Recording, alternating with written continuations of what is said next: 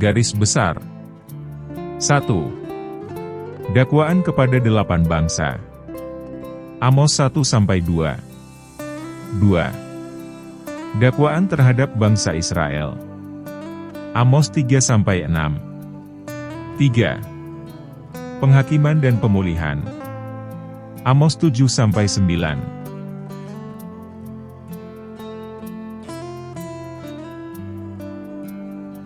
Sekilas tentang Amos. Arti kata Amos adalah pembawa beban. Amos adalah salah satu nabi dalam Perjanjian Lama. Amos berprofesi sebagai gembala dan petani, kemudian ia mendapat panggilan dari Tuhan untuk memberitakan nubuat dan peringatan Tuhan kepada bangsa-bangsa. Amos berasal dari Tekoa, wilayah Yehuda. Amos hidup di masa pemerintahan Raja Uzia Kerajaan Yehuda, dan Raja Yerobeam kedua Kerajaan Israel. Kondisi politik dan perekonomian di Israel dan Yehuda saat itu sedang stabil dan makmur.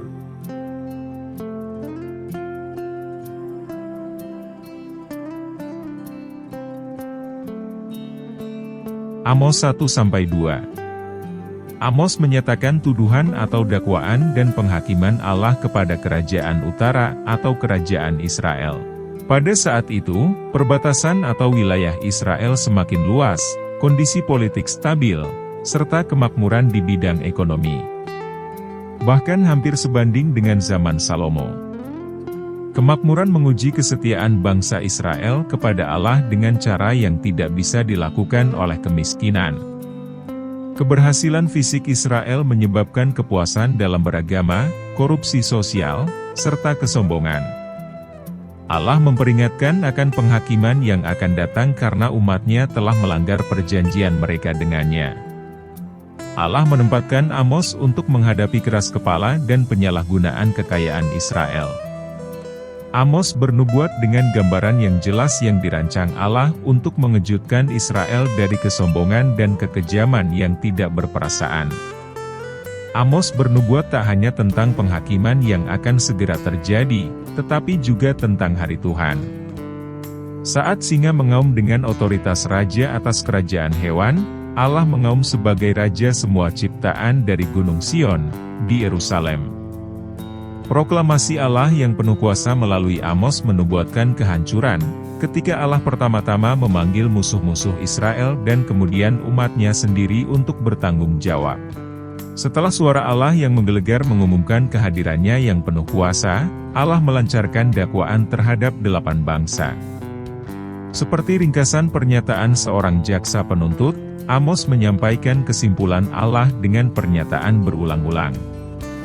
Untuk 3 dosa, bahkan 4, aku tidak akan menarik kembali keputusanku.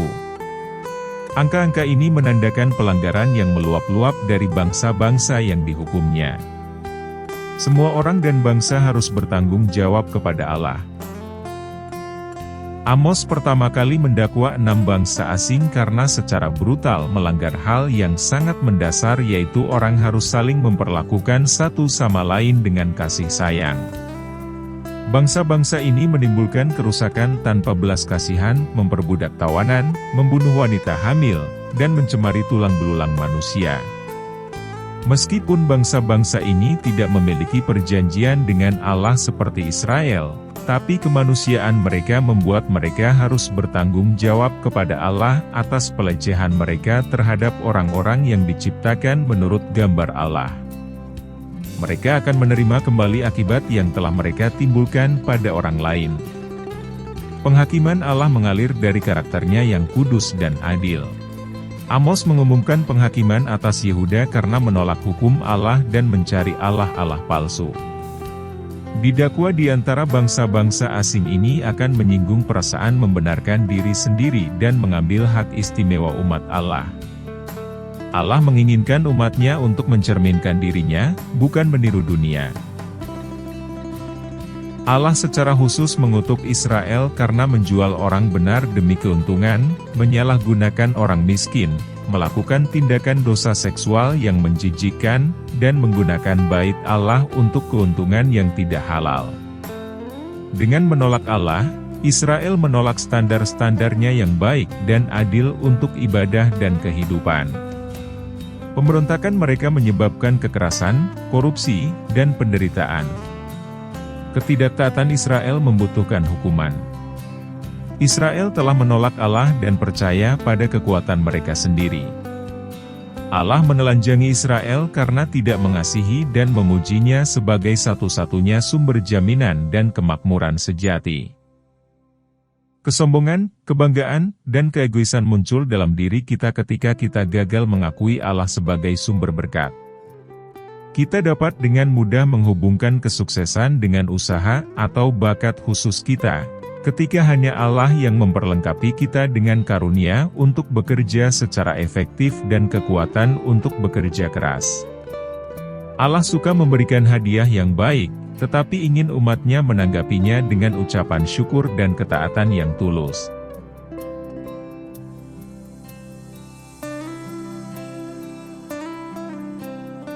Amos 3-6.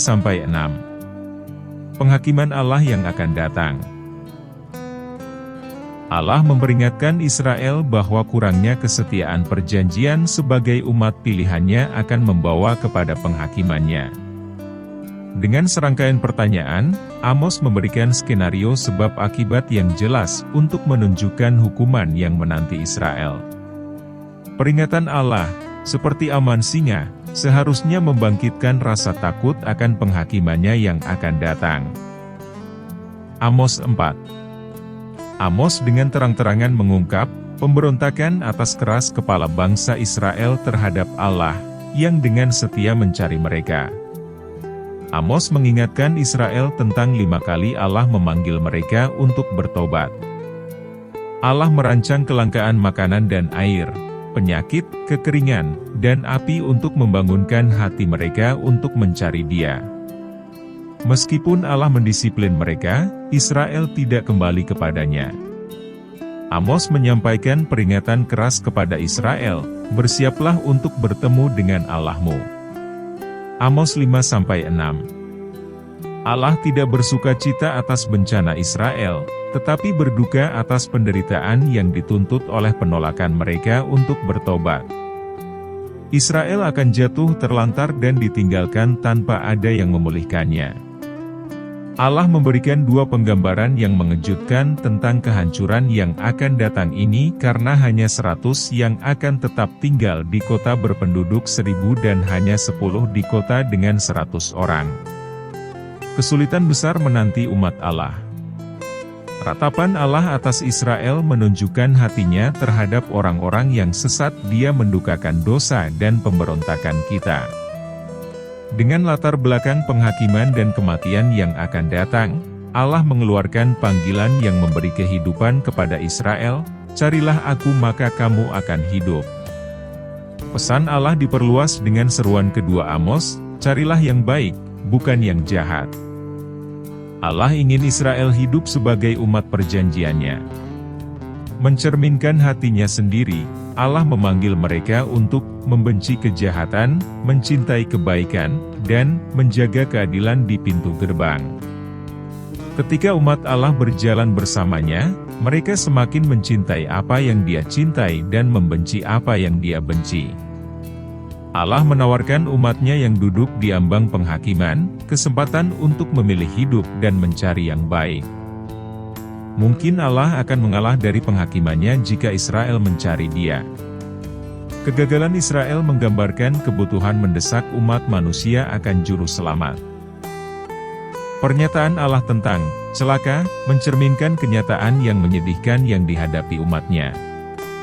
Allah menyatakan bahwa karena Israel memilih kejahatan daripada kebaikan, mereka juga memilih penghakimannya daripada keselamatan.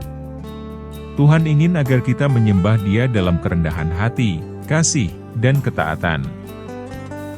Amos 7-9. Penghakiman dan pemulihan. 5 penglihatan Amos. Pertama, belalang. Allah menunjukkan Amos bahwa Dia berencana untuk mengirim kawanan belalang untuk menghancurkan tanaman di Israel, dan pesan ini juga diulangi oleh Nabi Yoel. Amos bersyafaat untuk Israel, memohon bahwa Israel terlalu kecil untuk dapat bertahan. Dan Allah pun mengalah, dan Israel selamat. Kedua, api. Allah memberitahu Amos bahwa api akan menghanguskan tanah Israel.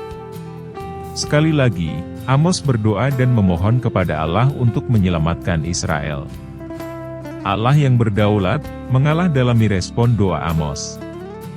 Syafaat Amos menggambarkan seorang nabi masa depan yang bersyafaat atas nama umatnya. Seperti Israel, kita tidak berdaya menghadapi dosa kita sendiri. Allah memberikan jalan keselamatan melalui perantaraan putranya, yang hidup dan selalu mampu menjadi perantara bagi siapapun yang bertobat dan percaya kepadanya. Ketiga, tali sifat.